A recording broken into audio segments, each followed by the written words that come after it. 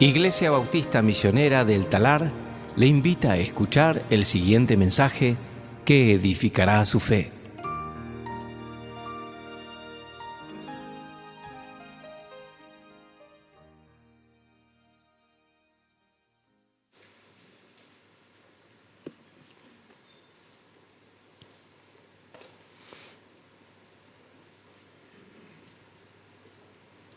Vamos a abrir nuestras Biblias en el libro de Lucas.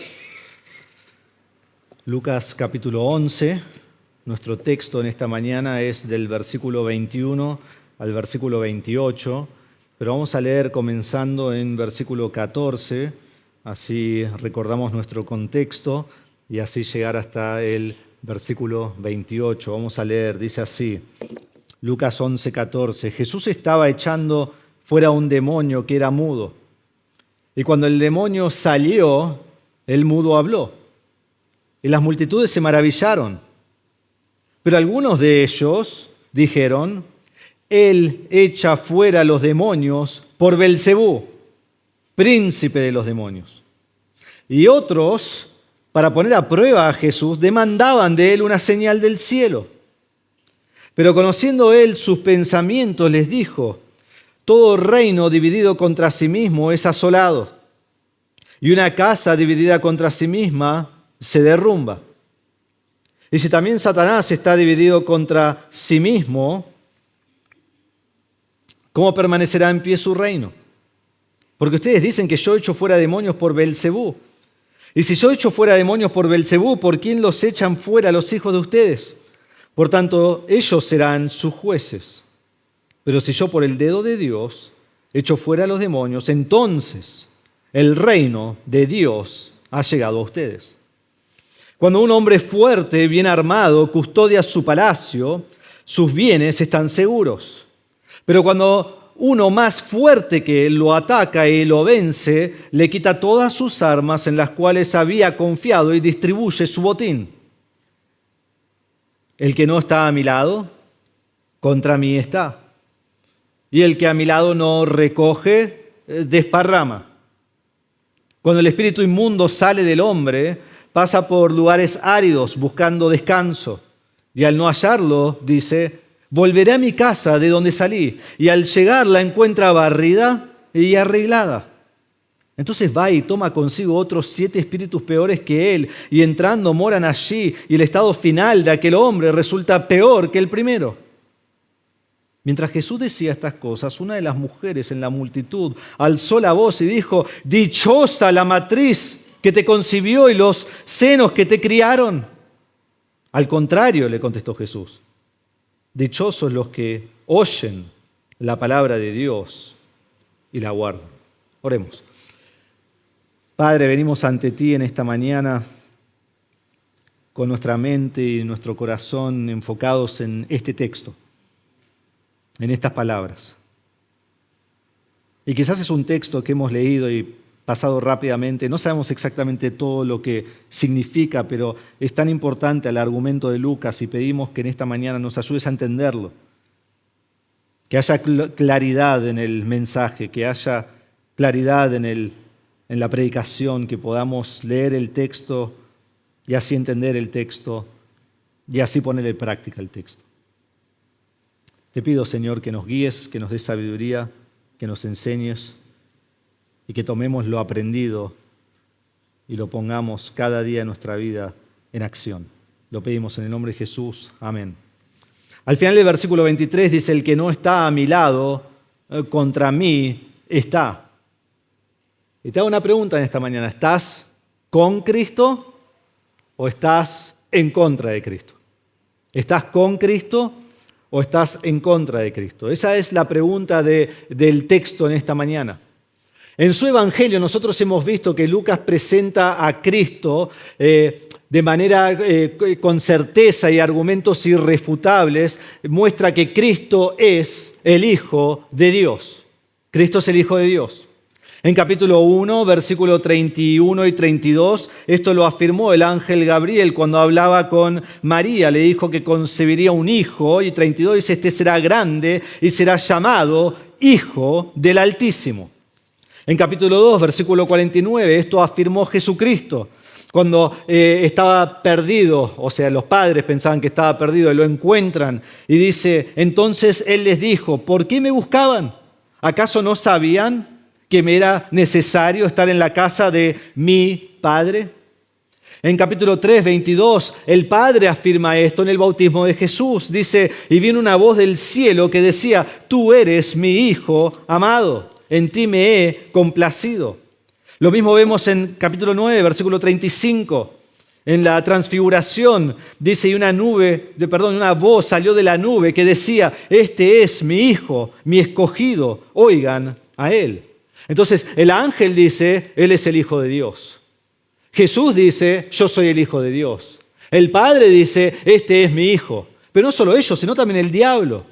En capítulo 4, en las tentaciones, en versículo 3, el diablo dice, si eres hijo de Dios. Y esta frase, cuando lo vimos, examinamos que esta frase, si eres, es porque eres hijo de Dios.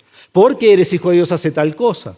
Y lo repite de nuevo en versículo 9. Entonces el diablo lo llevó a Jerusalén, lo puso sobre el pináculo del templo y le dijo, porque eres hijo de Dios, lánzate abajo desde aquí. No solo el diablo, el príncipe de los demonios, pero también todos los demonios. En capítulo 4, 41 dice que también de muchos salían demonios gritando, tú eres el Hijo de Dios. En capítulo 8, versículo 28, dice, al ver a Jesús, gritó y cayó delante de él. Este es un demonio y dijo en alta voz, ¿qué tienes tú que ver conmigo, Jesús, Hijo del Dios Altísimo?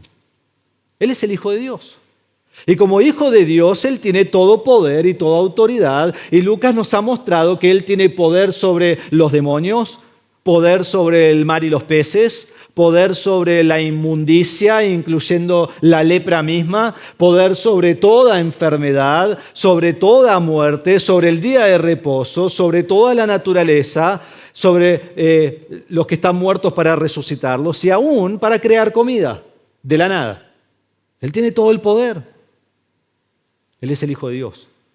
Y Juan nos dice una y otra vez que ser hijo de Dios es ser Dios mismo. Cuando Jesús dijo, yo y el Padre uno somos, querían matarlo, en Juan 10, 30 al 33.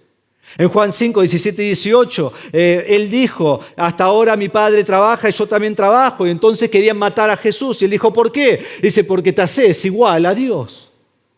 Entonces cuando Él afirmó esto, Él estaba diciendo, yo soy Dios. Cristo es Dios mismo. Porque ¿quién puede perdonar pecados sino solo Cristo? En Lucas capítulo 5, cuando Jesús va a sanar al paralítico, los escribas, los fariseos dicen, ¿quién puede perdonar pecados sino solo Dios? Entonces Jesús responde, pues para que sepan que el Hijo del Hombre tiene autoridad en la tierra para perdonar pecados, a ti te digo, levántate, toma tu camilla y vete a tu casa. Jesús dice, yo soy Dios y yo puedo perdonar pecados. Y el término que Jesús usa de sí mismo está acá, en versículo 24, el Hijo del Hombre, que es su término favorito. Es un término que habla de que Él tiene todo dominio y toda gloria y toda honra y todos le van a servir para siempre y para siempre. Su dominio no tiene fin, su dominio no termina, nadie lo puede destruir, esto es eterno. Esto dice Jesús de sí mismo. Y como el Hijo del Hombre, siendo Dios mismo, ¿qué viene a hacer Jesús? Viene a establecer su reino. Viene a establecer el reino de Dios. 4.3 nos dice que este fue el propósito de predicar el reino de Dios. En 8.1 nos dice que Él iba de aldea en aldea predicando el reino de Dios. En 9.2 nos dice que los discípulos fueron enviados a predicar el reino de Dios. En 10.9 nos dice que los 70 fueron enviados y ¿qué debían hacer? Debían ir a cada lugar y decir a ustedes se ha acercado el reino de Dios. La predicación, su venida, todo lo que Cristo hizo fue acerca del reino de Dios. Donde una persona está en el reino del diablo y al creer en Cristo es trasladado al reino de su Hijo amado, de Jesucristo, un reino de justicia. Pero lo que estamos viendo en capítulo 11 es que a la luz de toda la evidencia que acabo de mostrar, porque es todo lo que ha dicho Lucas hasta aquí, muchos dijeron, Jesús es del diablo. Jesús es del diablo. Jesús pertenece a Beelzebú. Jesús obra por medio de Satanás. Él es un maligno. Él es un hacedor de maldad y Él obra directamente del infierno.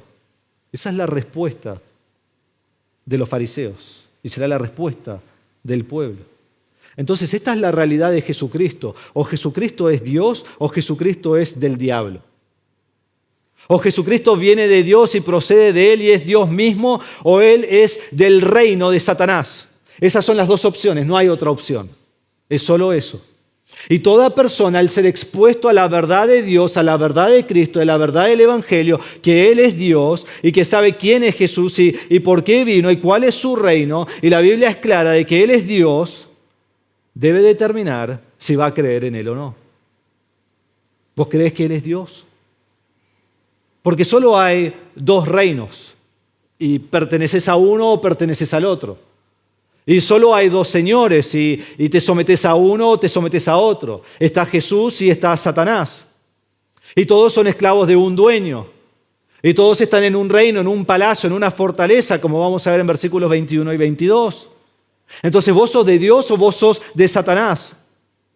Vos pertenecés a uno de estos dos reinos. Vos sos de la luz o sos de las tinieblas. Vos sos hijo de Dios o sos hijo del diablo. Estás en uno de dos caminos. La Biblia habla muy claramente, hay un camino grande, ancho, y muchos van y lleva a la perdición. Pero después hay un camino angosto que lleva a la vida. Y no puedes estar en los dos caminos, puedes estar en uno solo. Y así será tu fin. Entonces hay dos señores, hay dos caminos, hay dos reinos, y estás de un lado o del otro lado. De un lado o del otro. O Jesús es del diablo, o Jesús es Dios mismo. Pero no puede ser las dos cosas. Y entonces creerás en Jesús o rechazarás a Jesús como un blasfemo. La evidencia es clara. Y la decisión, Lucas la pone allí a la puerta de tu corazón. Vos tenés que decidir. Vos tenés que decidir de qué lado estás, de qué reino sos. Si estás con Cristo o estás en contra de Cristo. Vos lo tenés que decidir. Si sos del reino de los cielos o el reino del infierno. Y entonces lo que estamos viendo es la guerra de los reinos. Comenzamos la semana que viene, lo seguimos hoy. Y vimos en primer lugar, en versículos 14 al 16, la acusación contra Jesús. Allí estamos en el medio de la acción, Jesús echa fuera un demonio y hubo dos respuestas, recuerdan en versículo 14, allí están. Primero el mudo habló, innegable. Nadie podía decir, no fue un milagro, fue un milagro. Y segundo, el pueblo, las multitudes se maravillaron. Aún en Mateo nos dice que comienzan a preguntarse, ¿acaso será este el Hijo de Dios? Tiene que ser Él. Y mientras ellos están haciendo esta pregunta, inmediatamente los fariseos y los escribas comienzan a sembrar dudas entre la multitud. Comienzan a caminar entre las multitudes y empiezan a decir, no, Él es del diablo. Él hace las obras por el diablo. Y empiezan a acusar a Jesús, empiezan a calumniar sobre Jesús. No podían negar las obras de Jesús, todos vieron que era verdad. Entonces lo que ellos hicieron es, acusan a Jesús de que sí hace obras, pero las hace por medio del diablo, no podés confiar en Él. Entonces ellos acusan a Jesús. A la luz de toda la evidencia de que Jesús es Dios, a la luz de todo el Evangelio que ha sido expuesto de manera clara ante sus ojos, ellos dicen, Jesús es del diablo. Jesús es del diablo. Hermanos, es la afirmación más oscura jamás pronunciada por labios humanos. Decir que Jesús es del diablo. Y esparcen este rumor por toda la multitud, hasta que las multitudes, miren lo que comienzan a hacer, versículo 16, y otros ponen a prueba a Jesús y comienzan a demandar de Dios una señal. Bueno, a ver si sos realmente Dios, demostranos. Vos decís que sos Dios, ellos dicen que no sos Dios. ¿Sos Dios? Danos una señal. Acaban de ver una expulsión de un demonio y estaban cerca y estaban por creer en Cristo, pero fueron persuadidos por los líderes y lo rechazaron. Y demandaron una señal. Y esto tiene la idea de demandar y demandar y demandar. Y demandan esta señal. Y si Dios se la da, ¿sabe lo que van a hacer? Van a demandar otra. Y Dios se la da y van a demandar otra. Porque de capítulos 5 a 7, 8, 9 hemos visto un montón de señales y no creen. Y demandan. Interesantemente, es la misma palabra que se usa en versículo 9. ¿Recuerdan cuando hablamos de la oración que dice busquen y hallarán? Ese busquen es demanden, pidan. Es la misma palabra griega que acá. Pero hay una diferencia. Ahí es buscar según la voluntad de Dios. Acá buscaban incesantemente una señal por su corazón perverso. Y vamos a ver, si Dios quiere, la semana que viene, que en versículo 29 Jesús le dice, esta generación es una generación perversa, busca señal y ninguna señal se le dará. Porque ellos no buscan una señal para creer en Cristo. Buscan una señal probando a Jesús, tentando a Jesús, estando en realidad en contra de Jesús. Y versículo 17 nos dice que Jesús sabe sus pensamientos. Él conoce sus pensamientos. Otra vez, Lucas muestra que Él es Dios, que Él es omnisciente, Él sabe todo. Y Él sabe los pensamientos de estos hombres. Y Él sabe que la conclusión deliberada de ellos, luego de un estudio profundo y minucioso, fue: Él es del diablo. Y por esta razón Él los enfrenta. En versículos 17 al 20 vimos no solo la acusación contra Jesús, pero la semana pasada también vimos la reprensión de Jesús. Y Él dice, un reino dividido contra sí mismo se derrumba. Si Jesús echa demonios en el nombre de Beelzebú, en el poder de Satanás, y siendo un obrero de Satanás, entonces Satanás está destruyendo su propio reino. No puede ser. Y vemos que el reino de Satanás está muy estable, está muy firme, no está dividido. Y Jesús dice, yo no puedo ser del diablo porque se derrumbaría su reino. Pero en versículo 19 dice, pero asumamos que yo soy del diablo. Asumamos que soy del diablo. ¿Por quién echan los demonios sus hijos? Y yo personalmente creo que son sus seguidores. Entonces dice, sus seguidores hacen exorcismos. Y al hacer exorcismos dicen, esto es de Dios, pero cuando yo lo hago es del diablo. Entonces, ¿cuál es? O son todos del diablo, o son todos de Dios. No podemos elegir. Y obviamente ellos quedan sin respuesta porque saben exactamente lo que Jesús está diciendo. Él es de Dios. Entonces eso es lo que Él dice en versículo 20. Pero si yo, por el dedo de Dios, echo fuera a los demonios, entonces la única conclusión lógica es que el reino de Dios ha llegado a ustedes. Jesús dice, yo lo hago en el poder de Dios.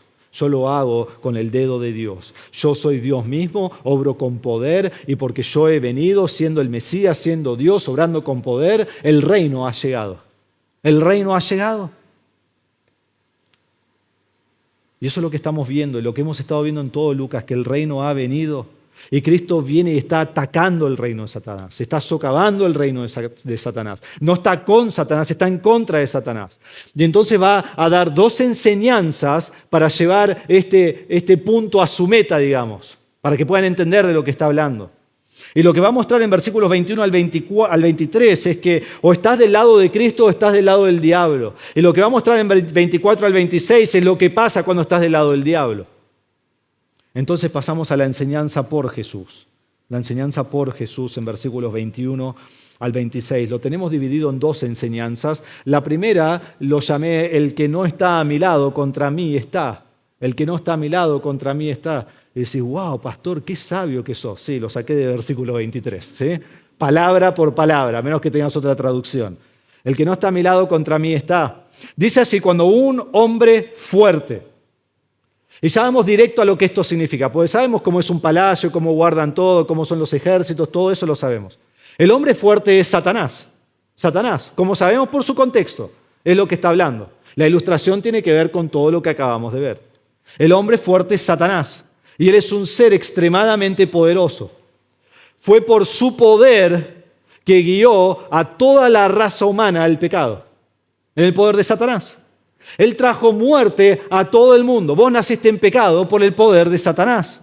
Y él continuamente está cegando los ojos de los incrédulos para que no crean en Cristo. Y cuando se pone la semilla en su corazón, él viene y la quita. Tal como hizo acá cuando ellos decían, ¿será este el Hijo de Dios? Y ellos dicen, no, él es del diablo, y quita la semilla. El diablo, Satanás, está gobernando el mundo entero y engaña a todo el mundo, y al final de los tiempos en Apocalipsis nos dice que hará guerra contra Dios, y en la batalla de Armagedón presentará a todos los reyes y todas las naciones en contra de Dios y le hará guerra. Y luego habrá un milenio, y después del milenio Él saldrá y nuevamente engañará a todas las naciones y dice que los engañados van a ser como la arena del mar. Millones. Y van a rodear a Jerusalén, a la ciudad de Dios, para destruirla. Y van a levantar su puño contra Dios. Eso es lo que el diablo quiere hacer y lo que hará. Y es tan poderoso que, miren, dice, cuando un hombre fuerte, bien armado, custodia su palacio, sus bienes están seguros. Este hombre es tan poderoso que su fortaleza parece invencible. Nadie puede entrar. Es un cuadro oscuro y aterrador en el cual Satanás tiene dominio sobre todos los perdidos. Y nadie puede entrar.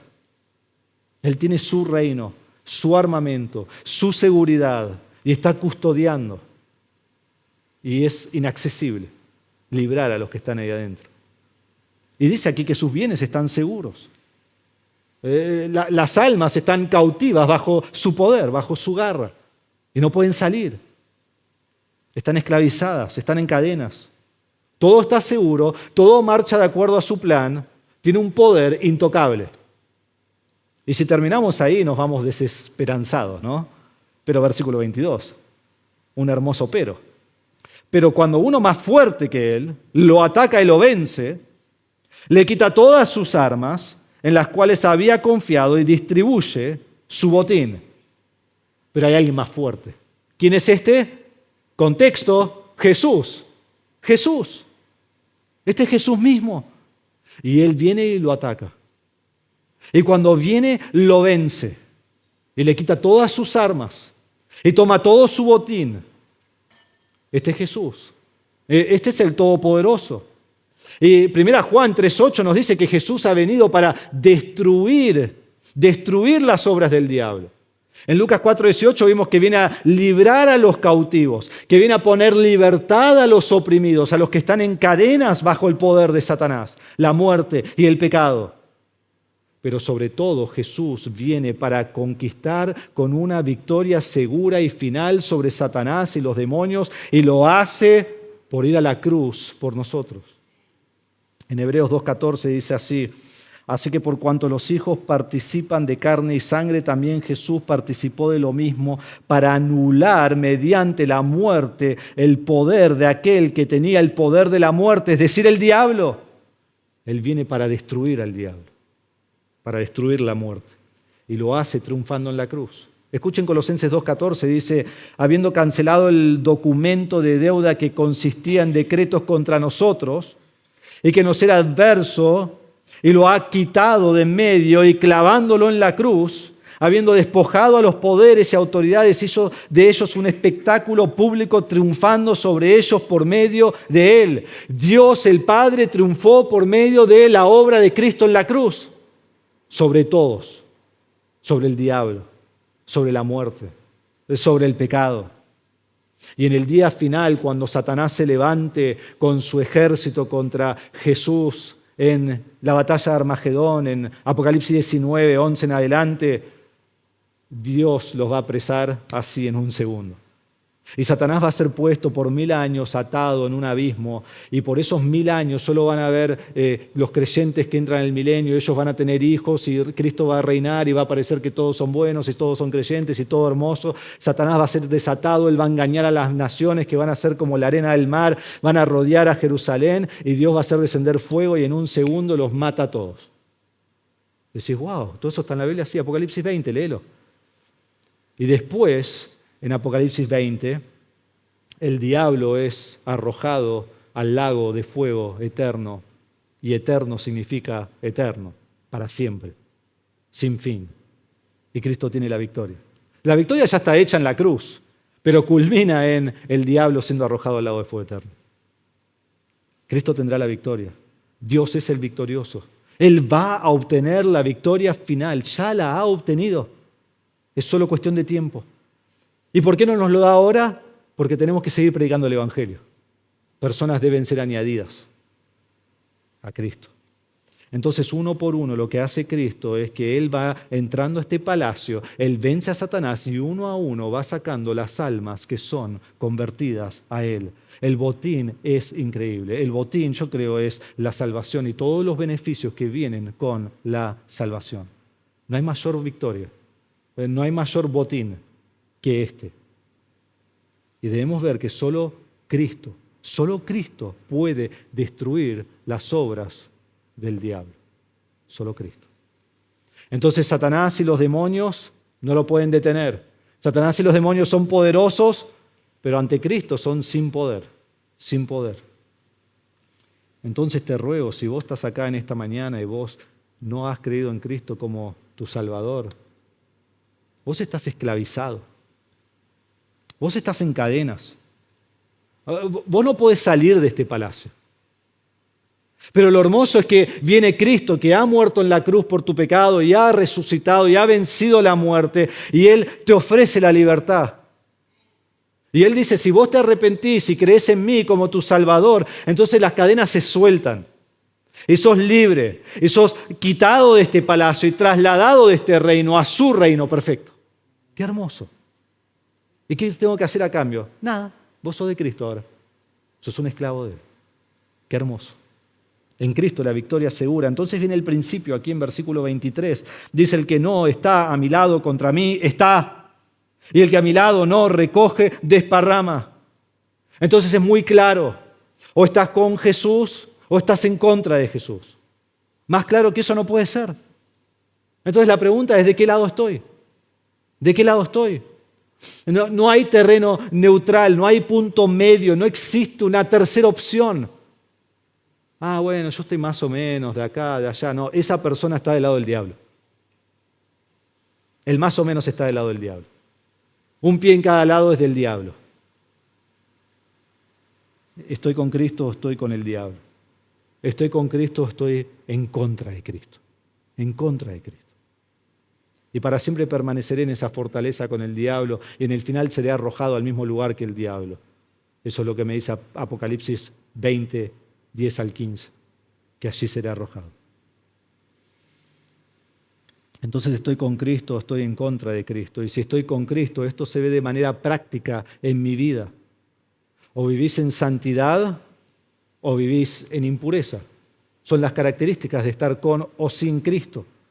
O servís a la luz o servís a las tinieblas y el pecado. O sos humilde o sos orgulloso. Todo es un gran contraste.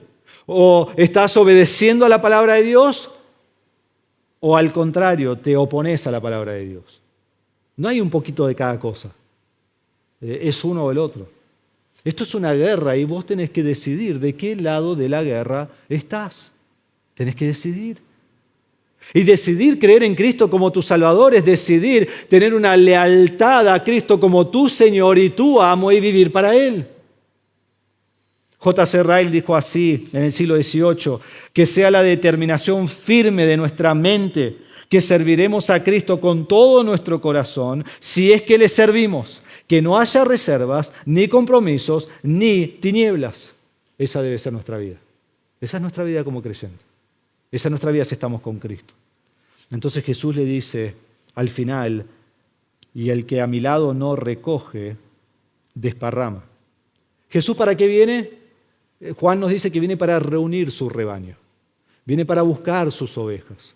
Viene para buscar a los que ha escogido Dios Padre. ¿Y Satanás qué hace? Desparrama el rebaño. Se opone a lo que Jesús hace.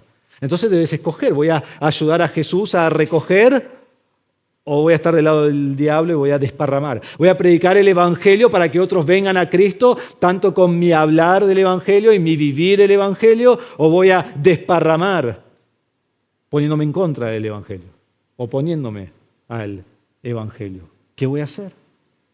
Entonces o recogés con Cristo o desparramás.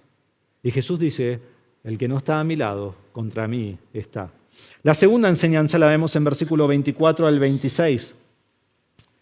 Y esto le puse el título, el peligro de no estar con Cristo. El peligro de no estar con Cristo. Ven que si no copio la Biblia, el título es malo. El peligro de no estar con Cristo. Versículos 24 al 26. Jesús añade un segundo ejemplo. Un segundo ejemplo. Y es la ilustración de un demonio buscando y planeando de manera maliciosa y destructiva controlar una casa. Mírenlo. Cuando el espíritu inmundo sale del hombre, pasa por lugares áridos buscando descanso y al no hallarlo dice, volveré a mi casa de donde salí. Y al llegar la encuentra barrida y arreglada. Paramos ahí. La casa de la que habla aquí es de un hombre o una mujer, de una persona moral. De una persona moral. Un hombre religioso, ¿sí? Un hombre religioso que no ha sido transformado por el Señor. Que no tiene vida nueva. Y la ilustración aquí que vemos en versículos 24 al 25 es de un demonio que sale de la persona. Quizás sale porque fue echado fuera. Quizás sale por su propia cuenta. O quizás sale para firmar una falsa liberación de alguien que lo quiso echar fuera y él dice, bueno, me voy a divertir un rato con esta persona que cree que puede echar fuera demonios. Y sale. Y el que lo echa, qué grande que soy. ¿Viste cómo eché fuera demonios? Tengo el don de liberación. Tráigame el demonio, yo lo saco. Este hombre ahora es libre. Este hombre ya no tiene el demonio. Y comienza a limpiar su casa. Comienza a barrer todo el piso, comienza a limpiar todos los muebles, está organizando esto acá, eso allá, y la casa está quedando hermosa.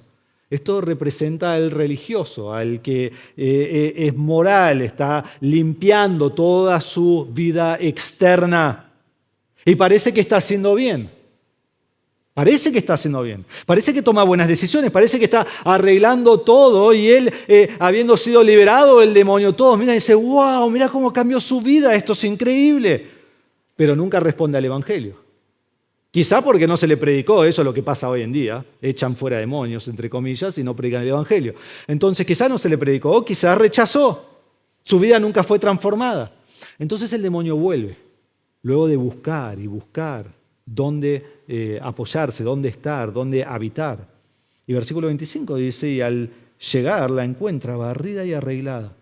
Allí llega el demonio y dice, wow, qué hermosa que está la casa. Me encanta. Me arregló todo, me puso un sofá. La tele era de 32 pulgadas, ahora es de 86, es la más grande. Y me pone acá coca y agua y bebidas y comida. Y esto es increíble. Me preparó todo. Qué bueno. Menos mal que me fui, pues yo había dejado un desastre. Está todo barrido, está todo arreglado, está todo 10 puntos. Y dice, a mí siempre me gusta este video, ¿no? Que dice, buen día, hermosa mañana, ¿verdad? ¿No? Todos saben de dónde es eso, ¿no? De nuestro mundial. Y así entra el demonio. Qué hermoso, qué lindo que es esto. Me tengo que ir más seguido, creo que lo voy a hacer. Y aquí está el error de la moralidad. Parece que el hombre está limpio. Parece que está limpio. Parece que todo está en orden. Es religioso, va a la iglesia, hace bien las cosas, es un buen ciudadano, ayuda a los demás, pero el cambio es externo. El cambio es a la vista del hombre, nosotros lo vemos y lo pensamos. El cambio es hacer una mejor persona. El cambio es una mejor versión de sí mismo. Ese fue el cambio. Ese fue el cambio. Pero no ha sido regenerado. Dios no ha impartido vida nueva en él. Él sigue muerto en sus pecados. Solo hay un cambio de ropa, un cambio de maquillaje, un cambio de afuera. Está todavía sin Cristo, no ha cambiado nada. Sino tan solo que nosotros somos engañados ahora por su cambio.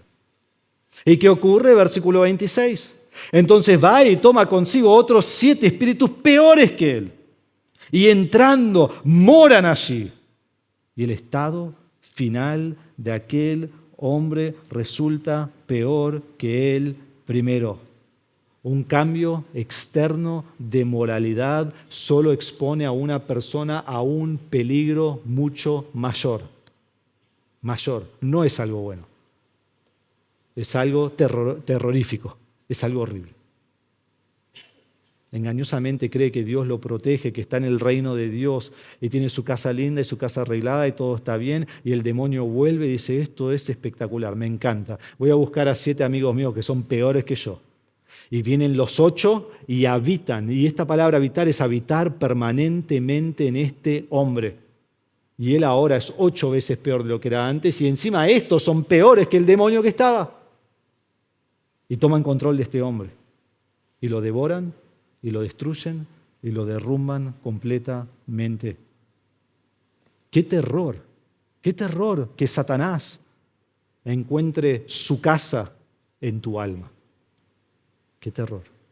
Este es el peligro de la religiosidad. Este es el peligro de la moralidad. Este es el peligro de alcanzar el mejor yo que tanto se predica hoy en día. De ser la mejor versión de mí mismo. No, la enseñanza del Evangelio, de la moralidad, es reducir el Evangelio a un mejoramiento de comportamiento sin un cambio interior. Y es un gran peligro. Este no es el Evangelio. Este es un pseudo-evangelio, es un fraude. El Evangelio cambia y transforma vidas que produce fruto. De adentro para afuera, la moralidad produce pecadores que tienen mejor comportamiento, pero adentro todavía están muertos. Dios no nos ha llamado a un evangelio de moralidad. Dios no nos ha llamado a un ministerio de echar fuera demonios. Dios nos ha llamado a predicar el evangelio, el cual transforma vidas y vidas cambiadas. Es más, Jesús aborrece la moralidad sin un cambio interior. Miren Lucas capítulo 11, 39, dice así. Pero el Señor le dijo, ahora bien ustedes los fariseos limpian lo de afuera del vaso y del plato, pero por dentro están llenos de robo y de maldad. Necios, el que hizo lo de afuera, ¿no hizo también lo de adentro? Den más bien lo que está adentro como obra de caridad y entonces todo les será limpio. En Mateo capítulo 23, 27 y 28, escuchen, dice así, ay de ustedes, escribas y fariseos, hipócritas, que son semejantes a sepulcros blanqueados. Por fuera lucen hermosos, pero por dentro están llenos de huesos de muertos y de toda inmundicia. Así también ustedes por fuera parecen justos a los hombres, pero por dentro están llenos de hipocresía y de iniquidad. Todo su esfuerzo sin una transformación interna fallará. No sirve de nada. Y será un lugar donde no solo el demonio sale, pero después vuelve y vuelve con demonios innumerables, todos los que quiera. No es 1 o 2 o 3, es el número que quiera. Como vimos en capítulo 8, la persona que tenía una legión de demonios, un ejército. Entonces nunca podemos estar satisfechos con una reforma religiosa sin una conversión del corazón. Nunca. J.C. Ryle lo dice así, me encantó. Da unos ejemplos y dice, la casa no solo debe ser barrida y blanqueada, un nuevo habitante tiene que entrar. De lo contrario, la lepra puede volver a aparecer en las paredes. El diablo no solo debe ser echado fuera, el Espíritu Santo tiene que ocupar su lugar. Cristo debe habitar en nuestros corazones por la fe. No debemos ser solo moralizados, sino espiritualizados. No debemos ser solo reformados, sino nacidos de nuevo. Eso es lo que necesitamos. Nacer de nuevo, en el cual el Espíritu nos regenera, nos da vida nueva. Y en ese momento el Espíritu Santo viene a morar en mí. Y cuando el Espíritu Santo viene a morar en mí, la puerta se cierra. Soy sellado por el Espíritu y ningún demonio puede entrar. Nunca más. Porque el Espíritu Santo que viene a morar en ti nunca se va. Porque la vida eterna no se puede perder. Y queda para siempre. Queda para siempre. ¿Cuál de estas realidades refleja tu vida? Aparentás ahí, sí, yo amo al Señor, leo la Biblia, mirá, traje la Biblia, mirá. Y sos un moralista que se va al infierno. Quizás sos un religioso buscando ser una mejor persona y te levantás a la mañana, abrís tus redes, hoy debes ser más positivo. Ay, sí, eso es lo que me faltaba, ser más positivo. Hoy debes ser más moral. Hoy tenés que tomar mejores decisiones. Sí, es como esos videos que dicen, no estás allá porque estás acá, ¿no? Son pavadas, no te sirven de nada. Ser la mejor versión de mí mismo. No, Lucas 9:23 dice, negate a ti mismo. ¿Y a quién vas a obedecer? Cristo dice, negate a ti mismo, poné tu fe en mí y yo transformaré tu vida. Eso es lo que tengo que hacer. Y cuando transforme tu vida, el Espíritu Santo vendrá y morará en ti y estará contigo para siempre y producirá toda clase de fruto. Entonces, hermanos, atendamos a la instrucción de Cristo. Y quiero que entendamos esto, Dios no nos llamó a un ministerio o a un llamado en nuestra vida de echar fuera demonios, para nada. Y hoy en día pareciera que muchos echan fuera demonios y echar fuera demonios es el ministerio de ministerios. O sea, hay un montón de ministerios y después está echar fuera demonios. Y yo sé que realmente sirvo a Dios cuando echo fuera demonios. Pero primero que nada tenemos que entender que nadie hoy tiene el poder de echar fuera demonios. Marcos 16 no es para nosotros hoy, era para los discípulos. Nadie puede echar fuera un demonio hoy. Y segundo, echar fuera demonios nunca fue un fin en sí mismo. Miren lo que pasa acá. Es la evidencia clara que no es un fin. Echaste fuera al demonio y ¿qué pasa? Vuelve con 7 más. Ah, qué bueno. Che, no eché más fuera demonios. Que quede con 1. Nunca fue un fin en sí mismo eso. Siempre fue para demostrar que ellos eran de Dios, para demostrar que Jesús es Dios mismo y para proclamar el Evangelio. Pero si tan solo echamos fuera de demonios y enseñamos un evangelio de moralidad, esa moralidad lleva a más ruina.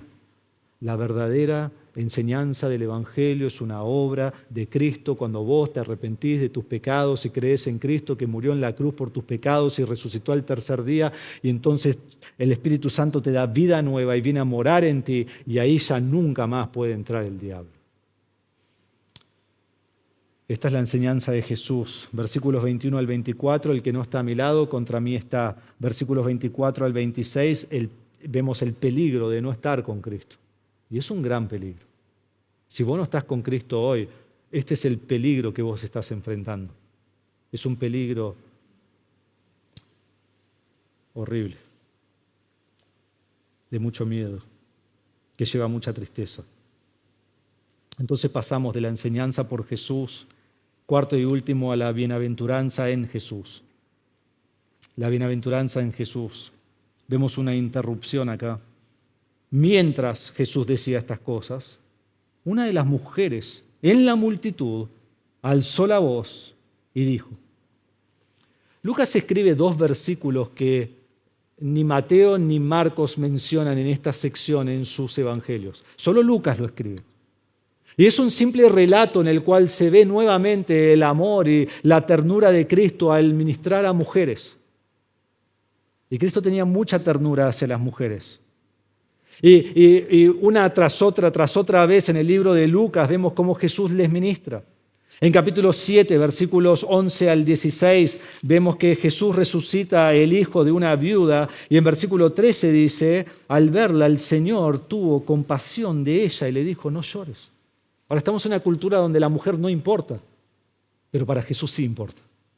En capítulo 7, versículo 47, está esta mujer pecadora que está a sus pies, está lavando sus pies, y los fariseos están como, dejala a ella y que se vaya, despedila. Y él dice en 47, por lo cual te digo que sus pecados, que son muchos, han sido perdonados, porque amó mucho, pero a quien poco se le perdona, poco ama. Y en 50 dice, tu fe te ha salvado, vete en paz. En capítulo 8, versículo 2, dice también algunas mujeres que habían sido sanadas de espíritus malos y de enfermedades, María llamada Magdalena, de la que había salido 7 demonios, otras mujeres más que estaban con Jesús, y Jesús ministraba a ellas, y ellas ministraban a Jesús, y Jesús les ayuda y las ama y tiene ternura hacia ellas. En capítulo 8, 48 tenemos a la mujer del flujo de sangre, y nos dice solo un versículo, el 48, Jesús le dijo, hija, tu fe te ha sanado, vete en paz. Qué hermoso. Capítulo 10, cuando Marta se le presenta a Jesús y le dice, Jesús, decile a mi hermana qué hacer. Versículo 41, el Señor le respondió, Marta, Marta, tú estás preocupada y molesta por tantas cosas, pero una sola cosa es necesaria, y María ha escogido la parte buena, la cual no le será quitada. Lucas presenta a Jesús ministrando a mujeres, haciéndolas participantes de su plan en su ministerio y en la historia de salvación. Dios ha usado mujeres siempre. Y se ve esta ternura hacia estas mujeres. Son honradas por Jesús. Son ejemplos de fe que Jesús usa y son centrales a la proclamación del Evangelio. Y vamos a ver aún mujeres que están allí en la cruz. Cuando los discípulos desaparecen, ¿sabe quién están? Las mujeres. Y cuando van a sepultar a Jesús, ¿quién está? Las mujeres. Y a la mañana cuando van a llevar el cuerpo de Jesús y hacer las especias y todo eso, ¿quién están? Las mujeres. Los hombres desaparecieron. Jesús tiene un ministerio especial para ellos. Entonces volvemos a nuestro contexto en capítulo 11. Y pensando en todo el contexto desde el versículo 14, Jesús echa fuera un demonio. Algunos decían, lo hizo en el poder del diablo. Otros decían, queremos una señal. No te creemos que sos de Dios, danos una señal, lo demandamos. Y Jesús dice, Yo no soy del diablo. Yo soy Dios mismo, obro en el poder del dedo de Dios y el resultado es que el reino ha llegado. El que no está a mi lado está en contra de mí y el que piensa que por su moralidad será salvo y podrá heredar el reino, no puede, solo llevará más ruina. Y hay una mujer ahí, está escuchando todo y siente que Jesús le habla solo a ella, pero hay una gran multitud y ella está escuchando las palabras de Jesús. Y su corazón se está llenando de convicción por las palabras de Jesús. Y está cautivada por sus palabras y su sabiduría y su enseñanza y su verdad. Y mientras Jesús hablaba y enseñaba y decía estas palabras, y ya ella no podía contenerse más, no podía refrenarse más. Entonces levanta la voz entre toda la multitud y dice: dichosa la matriz que te concibió y los senos que te criaron. Interrumpe todo. Porque de su corazón ya no aguanta más, tiene que exhibir lo que está en su corazón. Tiene que ponerlo a la luz. Allí había una mujer escuchando todo lo que Cristo dijo y su respuesta fue diferente a todo el resto de la multitud. No le importó lo que dijeron los fariseos. Y ella dice: bendecida sea tu madre y bendito eres tú. Y ojalá yo hubiera sido una madre así que crió un hijo como vos. Ojalá. Creo que todas las madres dirían acá lo mismo, ¿no? De Jesús. Y sus palabras fueron verdad. La madre de Jesús es dichosa, es bienaventurada. En Lucas capítulo 1, versículo 41 dice: cuando María vino a visitar a Elizabeth, dice: cuando Elizabeth oyó el saludo de María, la criatura saltó en su vientre y Elizabeth fue llena del Espíritu Santo y exclamó a gran voz: bendita tú entre las mujeres y bendito el fruto de tu vientre. Esto dijo Elizabeth, llena del Espíritu Santo. Y después María hace una oración, glorifica a Dios como una doxología a Dios y dice en versículo 48, el mismo capítulo: porque ha mirado la humilde condición de esta su sierva, pues desde ahora en adelante todas las generaciones me tendrán por bienaventurada. Entonces esta mujer afirmó lo que la Biblia afirma, lo que el Espíritu Santo afirma, lo que Dios afirma. Y fue algo maravilloso. Fue el mayor elogio que uno pudiera dar, porque la mujer es valorada sobre todas las cosas por los logros de los hijos, ¿no? Por eso, jóvenes, cuando tus padres empiezan a inventar de lo grandioso que sos, no están mintiendo, ellos realmente creen que sos extremadamente grandioso, ¿sí? Y es bueno, necesitas a alguien así en tu rincón del ring para ayudarte, ¿no? Y decirle a todos: mi hijo es maravilloso. No se dan cuenta todavía, pero es el más maravilloso de todos, ¿no? Así somos los padres. Fue un elogio, tanto de María como de Jesús. Pero su afirmación fue incompleta. No incorrecta, incompleta. ¿Sí? Y la traducción es una lástima, y ya lo vamos a ver. Jesús no niega lo que esta mujer dice, sino que lo que va a hacer es lo va a emplear a una mejor afirmación, más correcta. Y Jesús desafía a esta mujer con amor y ternura de ir más allá de tan solo un elogio y perfecciona lo que ella dice. Y es como que se está desviando del camino y le dice: no, volvé al camino, acá está el camino. Y el camino es mucho más lindo de lo que vos pensás. Entonces Jesús le dice: la cuestión no es colmarme a mí de elogios, sino responder con acción a mi enseñanza. Un autor lo dice así, que Jesús diría: no es suficiente ser moral, uno debe ser regenerado para luego ser un seguidor verdadero de Cristo, quien obedece a la palabra de Dios. Entonces aquí dice: al contrario, le contestó Jesús, dichosos los que oyen la palabra de Dios y la guardan. Entonces tenemos esta frase al contrario y debemos explicarla, debemos profundizar en ella. Porque esta frase se puede usar de tres maneras diferentes y de tres maneras diferentes se usa en la Biblia, en el Nuevo Testamento. Primero puede ser usado tal como se traduce acá, al contrario, por el contrario, rechazando la bienaventuranza de esta mujer acerca de María. Ella dice: dichosa tu madre, y él dice: no, al contrario, mi madre no tiene nada que ver con esto. Pero no es lo que dice. Si Jesús hubiera querido decir eso, miren capítulo 12 de Lucas, versículo 51, estas son las palabras que hubiera usado. Lucas 12, 51. ¿Piensan que viene a dar paz en la tierra? No, les digo, sino más bien división. Esas son las palabras que Jesús hubiera dicho. Hubiera dicho: no, mujer, perdóname, en realidad es esto. Y no es lo que Jesús hace. Segundo, podría ser una afirmación, diciendo ciertamente, en verdad es así, y estaría de acuerdo con la afirmación acerca de María, y diría, así como María es un ejemplo, ella es un ejemplo de lo que dice acá, oír y guardar la palabra.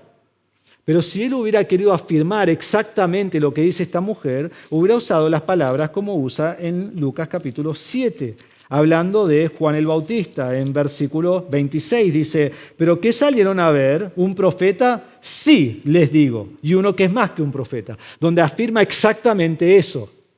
Entonces Jesús no está diciendo, no, esto es lo contrario, nada que ver, y tampoco está diciendo, sí, exactamente esto, le pegaste, metiste el gol. No, Jesús está diciendo, le está por pegar al palo. Te voy a mandar un vientito para que entres, ¿sí? Entonces, lo que vemos acá es que es una palabra correctiva. Correctiva. Jesús le está diciendo sí, pero más bien. Sí, pero más bien. Aunque la bendición es correcta, porque ya lo vemos, es correcto lo que ella dice, hay una bendición más grande para los que creen. Esta es la tercera opción y es la mejor opción. Entonces dice algo así, un autor dice así, lo que has dicho es cierto hasta cierto punto, pero la bienaventuranza de María no consiste simplemente en su relación conmigo, sino en que oyó la palabra de Dios y la guardó. Ahí es donde reside la verdadera bienaventuranza. Otro autor dice, Jesús, amplió la esfera de verdadera bendición para incluir no solo a María, sino también a todo creyente genuino. Entonces, por más bendición que se le haya dado a María por criar a Jesús, el Hijo de Dios, es mucho más bendecido aquel que oye y guarda la palabra de Dios. Entonces, la bendición personal de María no residió exclusivamente en que ella dio a luz al Hijo de Dios, sino en obedecer con acción la palabra de Dios. Entonces, en capítulo 1, cuando Dios le dijo, darás a luz un hijo y lo llamarás Jesús, y él será el Hijo del Altísimo y él reinará para siempre, y ella es virgen y está como, ¿cómo va a pasar esto? Ella dice en 38, aquí tienes a la sierva del Señor. Hágase conmigo conforme a tu palabra. Hermanos, eso es oír y obedecer. ¿Cómo lo vas a hacer, Dios? No sé. ¿Cómo voy a seguir este mandato? No sé. Pero acá está tu siervo. Hacé conmigo lo que vos quieras. Y yo voy a tomar la acción que debo tomar para servirte a ti de todo corazón. Eso es lo que está diciendo. Y aquí Jesús dice, dichosos los que oyen la palabra de Dios y la guardan. Esta bendición no es solo para María. Esta bendición no es para una madre. Esta bendición es para todos los que creen. Todos los que ponen su fe en Cristo. Y dice, todo aquel que oye y guarda la palabra, y son acciones presentes, continuas, el que continuamente está escuchando y continuamente está poniéndola en práctica. Y ya hemos visto una y otra vez que oír y obedecer es una enseñanza de Lucas. Me gustaría llevarlos a 10, 15 pasajes que ya hemos visto, pero déjenme darles 3 nomás. En capítulo 8, versículo 15 dice, pero la semilla en la tierra buena son los que han oído la palabra con corazón recto y bueno, y la retienen y dan fruto con su perseverancia. Algunos versículos después viene María y los hermanos de Jesús y le dicen, acá está tu madre y tus hermanos, y Jesús le dice en versículo 21, mi madre y mis hermanos son estos que oyen la palabra de Dios y la hacen. No desprecia a su madre y sus hermanos, pero dice, estos son los verdaderos que conocen a Cristo, que son discípulos míos. En versículo 8, de ahí iba a leer este primero que lo salteé, dice al final en 8:8, el que tiene oídos para oír, que oiga. Y este que oye es el que hace. El que hace. Podríamos ir a Lucas 6:27, Lucas 6:47-48, a Lucas 7, el centurión y cómo él actúa basado en su fe, a un montón de lugares. Pero vemos este principio, que el creyente debe oír y debe hacer. No solo oír, sino también hacer. Santiago 1:22, lo conocemos bien. Sean hacedores de la palabra y no solamente oidores de la palabra que se engañan a sí mismos. Entonces debo oír y debo hacer. El bendecido, el que está con Cristo, el verdaderamente regenerado, es el que escucha la palabra y la hace, el que oye y guarda. Y acá dice esa palabra, guardan. Guardar es observarla.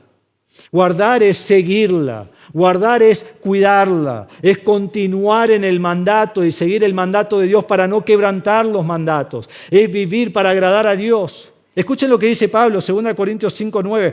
Por eso, ya sea presente o ausentes, ambicionamos a agradar al Señor. Efesios 5:10. Examinen qué es lo que agrada al Señor. Colosenses 1:10. Para que anden como es digno del Señor, haciendo todo lo que le agrada.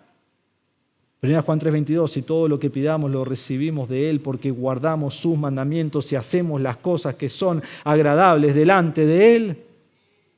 Eso es lo que es oír y guardar. Es hacer lo que agrada a Dios. No es tan difícil entenderlo. Hago lo que agrada a Dios. Entonces leo la Biblia, escucho la Biblia y pongo en práctica la Biblia. Y vivo mi vida cuidando constantemente de entender correctamente la palabra de Dios para luego ponerla en práctica. Y cuando la leo, donde veo que hay pecado, lo confieso. Y donde veo que hay promesas, me las guardo en el corazón. Dios me lo prometió. Y donde veo que hay mandatos, los obedezco. Y de manera continua y constante vivo así para la gloria de mi Señor. ¿Sabes por qué? Porque no estoy contra Cristo. Estoy con Cristo. Él es mi Rey. Yo estoy en su reino. Y no busco una reforma exterior, sino que Cristo hace en mí una reforma interior. Entonces Jesús dice, muy bien lo que has dicho, pero dichoso, bienaventurado, doblemente feliz, sumamente privilegiado, el que oye y guarda. El que oye y guarda. En el Salmo 119, voy a leer algunos versículos, pueden ir ahí conmigo. Salmo 119, 1. No sabía si leerlo o no, pero habla de guardar. Y miren todas las veces que habla de guardar la palabra, guardar los mandamientos, guardar los estatutos. Salmo 119.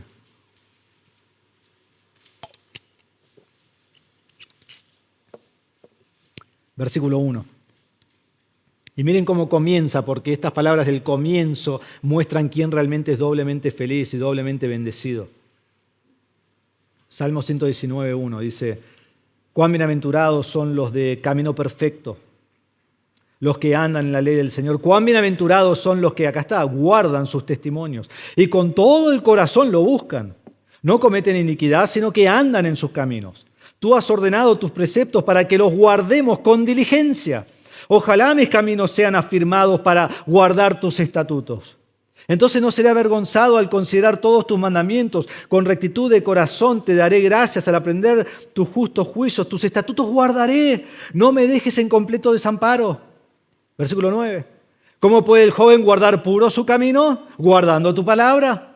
Con todo mi corazón te he buscado. No dejes que me desvíe de tus mandamientos. En mi corazón he atesorado tu palabra para no pecar contra ti. Miren versículo 111. 111. Tus testimonios he tomado como herencia para siempre, porque son el gozo de mi corazón. ¿Por qué guardo la palabra de Dios, además de todo lo que dice ahí? Porque es el deleite de mi corazón. Si vos decís, sí, tengo que guardar y no quiero guardar, examiná si sos salvo.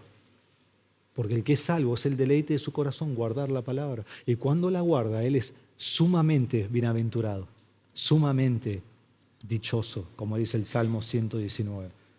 Cuán bienaventurado es el que oye la palabra y la guarda, y la guarda. Entonces te pregunto en esta mañana, ¿de qué reino sos? ¿De qué reino sos? ¿A quién perteneces? Si sos del reino de Cristo, estás del lado de Cristo. Pero si sos del reino del diablo, estás del lado de Satanás y estás aún más feo, en contra de Cristo. En contra de Cristo. Y no pienses que por tu moralidad te acercarás a Dios. Los fariseos eran morales, eran los que más lejos de Dios estaban. Eso no te acerca a Dios. Moralidad religiosa sin conversión y sin transformación te llevará a un estado peor presente que el pasado. Un estado peor. Lo que todo hombre, toda mujer necesita es la regeneración, que es nueva vida en Cristo, donde el Espíritu Santo toma tu alma que está muerta en pecado y te da vida nueva. Entonces sos transformado, entonces estás en el camino correcto, entonces el Espíritu Santo viene a morar en ti y ya nadie puede entrar y el diablo no tiene fuerza contra el Espíritu Santo, quien es Dios. Entonces cree en Cristo Y el Señor viene a esa fortaleza bien guardada, bien custodiada, donde está el diablo, y dice, diablo, correte, y te saca. Y te pone en su reino. Y ya te pone hoy en su reino. Y ya seguro, y un día estarás con Él para siempre. Qué hermoso, qué hermoso. Cree en Cristo hoy. Solo así podrás ser de su reino. Para los que han puesto su fe en Cristo, hermano, te pregunto, ¿es tu vida realmente bienaventurada? ¿Es tu vida realmente dichosa, doblemente feliz, doblemente favorable? ¿Vivís de manera constante, escuchando la palabra, leyendo la palabra y poniéndola en práctica? Porque aún como creyentes a veces nos vamos desviando. No, esta tiene que ser nuestra práctica. Luego decís, yo no soy bienaventurado. Esta es la razón. Esta es la razón. Esta es la vida del creyente, la vida del que es del reino de Dios. Déjenme leer un versículo más en esta mañana. Dice así, 1 Juan 3, 23 y 24. Escuchen. Y este es su mandamiento, que creamos en el nombre de su Hijo Jesucristo y que nos amemos unos a otros como Él nos ha amado. El que guarda sus mandamientos permanece en Él y Dios en Él. Y en esto sabemos que Él permanece en nosotros por el Espíritu que nos ha dado. Entonces, ¿ven la secuencia de lo que ocurre aquí? Hermanos, vos has creído en Cristo y porque has creído en Cristo, entonces amás a los hermanos. Y porque has creído en Cristo, amás a los hermanos y guardás los mandamientos de Dios. Y sabés que vos permanecés en Él porque estás amando a los hermanos y estás guardando los mandamientos. Y vivís en paz, que sos parte del reino de Dios, porque el Espíritu Santo ha venido y está morando en ti. Este versículo lo tiene todo. Hermoso. Entonces, si has creído en Cristo, bienaventurado sos, dichoso sos, porque sos del reino del Señor Jesucristo, un reino eterno, un reino que no tiene fin. Cristo ya te ha colocado allí. Y tu vida es una bendición hasta que el Señor venga. Toda persona es de un reino u otro. Toda persona, vos tenés que contestar eso, ¿en qué reino estás? ¿Del reino de Cristo o del reino del diablo? ¿Estás con Cristo? ¿Y entonces esta es la vida que vas a vivir? ¿O estás en contra de Cristo? Y nunca podrás vivir como Cristo quiere. ¿De qué reino sos? El reino de Dios ha llegado. ¿Sos vos de su reino? Vamos a orar. Padre nuestro, te damos gracias por tu palabra en esta mañana. Damos gracias por las riquezas del texto de Lucas, llegando casi a la mitad de este evangelio, y hemos aprendido tanto. Y principios que se vuelven a repetir con distintas palabras. Otra vez vemos la importancia del evangelio de Cristo. Y otra vez rogamos desde este púlpito que cualquier hombre o mujer que está aquí sentado en esta congregación, que no conoce a Cristo, se está yendo al infierno, está condenado. Y oramos, Padre, que reconozca su pecado, se arrepienta de su pecado y ponga su fe en Cristo y solo en Cristo para salvación. Que Cristo murió en la cruz y resucitó el tercer día. Y entonces tendrá la salvación, tendrá la vida eterna, que cuando confiesa que Jesús es el Señor que resucitó, tiene vida nueva. Te ruego, Padre, que salves a aquella que no te conoce. Y Padre, damos gracias por este principio nuevamente de oír y hacer y cómo debemos ser recordados como creyentes una y otra vez. Que vivimos vidas donde, no soy bienaventurado, no soy dichoso, sí, porque no hago lo que Dios me dice que haga. Pero cuando estoy estudiando y leyendo y entendiendo y comprendiendo y poniendo en práctica, poniendo en acción, llevándolo a la práctica cada día, ser cada día más como Cristo en lo que aprendo, entonces soy bienaventurado cada día. Que sea el deseo de nuestro corazón, te pido, te ruego, Señor. Y te damos gracias por todos los principios en el medio, por todo el principio y pensar de lo que Cristo hace por nosotros trasladándonos a su reino. Pensar que yo, solo por creer en Cristo, ahora soy de Él, estoy con Cristo, tengo la victoria final, qué hermoso. Entender que la vida no es moralidad, no es ser un mejor yo, una mejor versión de mí mismo, lograr lo que yo quiero lograr en todos mis sueños. No, mi vida es glorificar a Dios, siendo cada día más como Cristo. Que eso sea el deseo de mi corazón y que eso marque los ministerios que yo hago y cómo yo vivo y cómo yo enfrento al mundo con el Evangelio de Cristo. Predicándolo con mi boca, viviéndolo con mi vida. Y que en todo tú seas glorificado. Damos gracias, Señor, porque los que hemos creído en Cristo hemos sido trasladados a tu reino. Qué hermoso, no hay nada mejor. Y te damos toda la gloria en el nombre de Jesús. Amén.